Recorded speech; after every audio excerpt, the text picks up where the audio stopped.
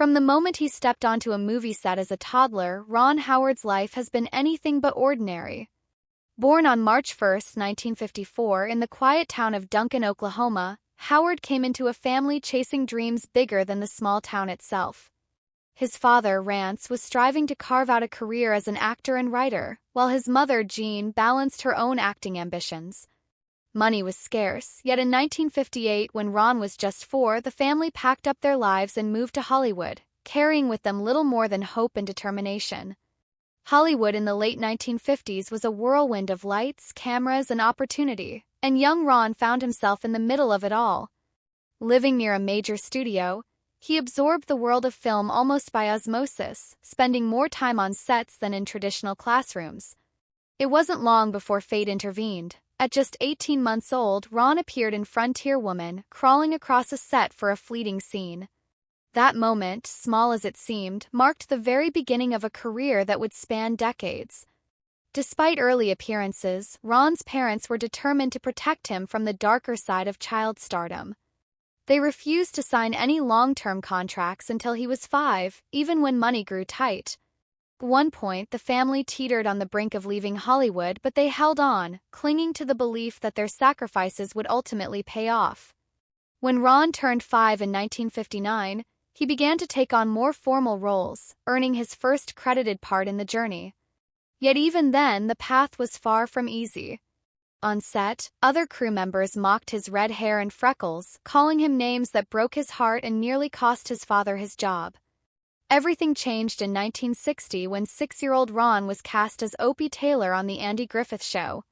Selected from over 300 hopefuls, his natural charm and warmth won the role. The show quickly became a cultural touchstone, running for 249 episodes, with Ron appearing in nearly all of them. Life on set, however, was far from idyllic. Long hours, precise timing, and constant performance pressure weighed heavily on a child still discovering the world. Behind the camera, young Ron faced moments of real danger. During a fishing scene at age 8, he nearly drowned when a boat tipped over. It was Andy Griffith who leapt to save him, a heroic act that Ron never forgot. Yet the comforts of mentorship and on-screen success were tempered by the realities of Hollywood life. Andy Griffith struggled with his own demons, sometimes lashing out on set, and Ron observed a side of fame few children are prepared for. These early experiences left indelible marks, shaping the careful, detail-oriented director he would become. By the time the show ended in 1968, Ron was 14, yet the roles that followed offered little relief. He auditioned endlessly, only to be typecast as Opie, leaving him feeling trapped and anxious. High school offered a brief reprieve. Ron threw himself into sports, played basketball, and tried to maintain a sense of normalcy. But by 1973, life hit him with a new kind of challenge. At 19, cast in American Graffiti by George Lucas, he encountered bullying from co-stars Harrison Ford and Paul Le Mat, enduring beer bottles hurled at his car, being locked in trailers, and other hazing tactics that earned the label Opie shaming.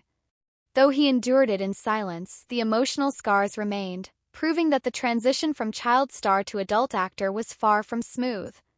During this turbulent time, Ron was also navigating the complexities of young love. He met Cheryl Alley in high school, and though rumors of teenage pregnancy circulated, they remained steadfast.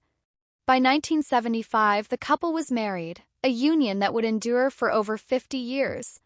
Cheryl became not just a partner but a grounding force amid the chaos of Hollywood, helping Ron maintain perspective while building a family. Professional challenges persisted. Even after American Graffiti became a massive success, earning $115 million on a $777,000 budget, Ron's compensation was a flat $10,000, with no profit share. Financial pressures continued, forcing him to take roles on shows like Happy Days, which would eventually propel him toward directing.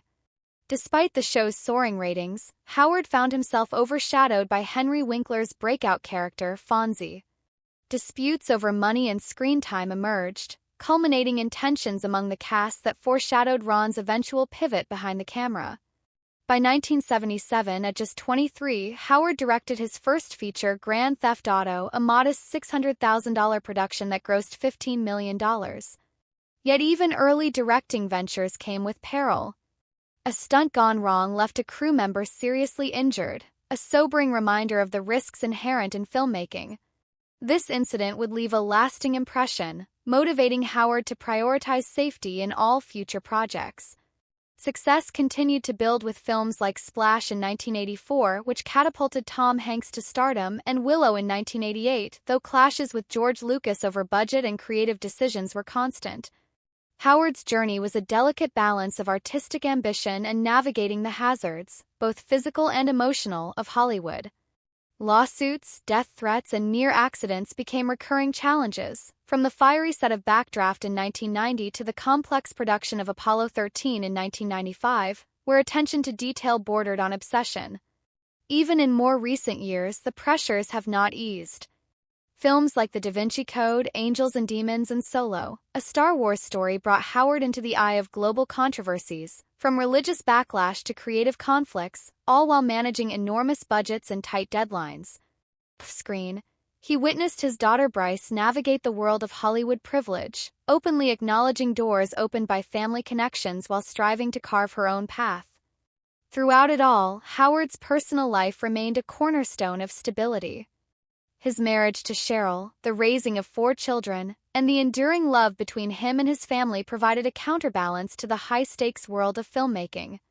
From navigating dangerous sets to dealing with tabloid rumors, from advocating for fair compensation to guiding actors through volatile performances, Ron Howard's life is a testament to resilience and dedication.